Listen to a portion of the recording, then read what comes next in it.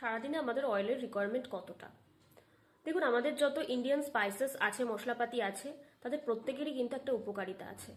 সেটা জিরা বলুন, কালো জিরা বলুন, মেথি বলুন, হলুদ বলুন, গোলমরিচ বলুন, প্রত্যেকটা কিন্তু এক একটা জিনিসে খুব ভালো হেল্প করে। আমরা যেমন জিরা বলুন, যেটা মেথি বলুন, সুগারের জন্য খুব ভালো, আমরা জানি।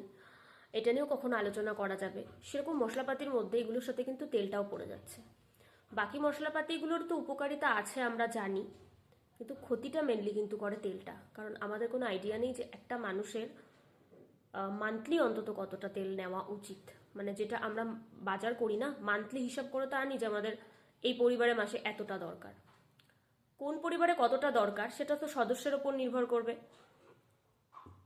যারা দুজন তাদের একরকম, যারা 5 জন সদস্য ফ্যামিলিতে তাদের একরকম। এবার বলি যে এই তেল কম করার মানে প্রথমে আমি বলছি যে 2 জন মানুষ যদি হয়ে থাকে, মাসে 1 লিটার তেল তার রিকোয়ারমেন্ট। আকাশ ভেঙে পড়লো তো মাথায়, এটাই করতে হবে। আর 4 জন যদি সদস্য হয় তাহলে 2 লিটার রিকোয়ারমেন্ট।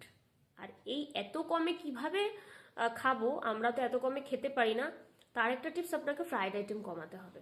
আপনি যদি অয়েল কম খেতে চান তাহলে আপনাকে ভাজা পুরিটা ডায়েট থেকে কমাতে হবে। কারণ ভাজা পোড়ায় তেল সব থেকে বেশি যায় এবং সেটা আপনাকে আস্তে আস্তে কমাতে হবে। মানে যে সারাদিনে 10টা সিগারেট খায় তাকে যদি আমি হঠাৎ করে বলি আপনি একটা খাবেন, তার মাথায় তো আকাশ ভেঙে পড়বে না। ব্যাপারটা এরকম, তাকে আস্তে আস্তে কমাতে হবে। এটাও সেম। কি তেল খাবেন? রাইস ব্রান অয়েল খেতে পারেন, মাস্টার্ড অয়েল খেতে পারেন। এমন মানুষও আছে যারা শুধুমাত্র একটা অয়েল খায়। আমি বলবো মিক্স খান, rice bran oil, mustard oil দুটো খান। মিক্স মানে বলতে চাইছি যদি দিনে 4টে আইটেম হয়, 2টো অন্তত রাইস ব্রান অয়েলে রান্না করুন আর 2টো মাস্টার্ড অয়েলে করুন। মিক্স মানে এমন নয় যে আপনি একটা তরকারি করছেন তার মধ্যে 2 চামচ মাস্টার্ড অয়েল দিলেন আবার 2 চামচ রাইস ব্রান দিলেন, এমন নয়। 4টে আইটেম যদি করেন তাহলে 2টো রাইস ব্রানে করলেন বা 2টো মাস্টার্ডে করলেন, আমি এইরকম বলতে চাইছি। তাহলে ক্লিয়ার হয়ে গেল। এই ক্লিয়ারটা কেউ করবে না এরকম ভাবে যে কতটা অয়েল আমাদের মান্থলি দরকার। আপনি ফিস দিয়েও যখন দেখাতে যাবেন না, অনেক ডায়েটিশিয়ানরা তো মানে এটা ক্লিয়ারই নয়, আবার ডাক্তাররা কোনোদিন ক্লিয়ার করবে না এটা।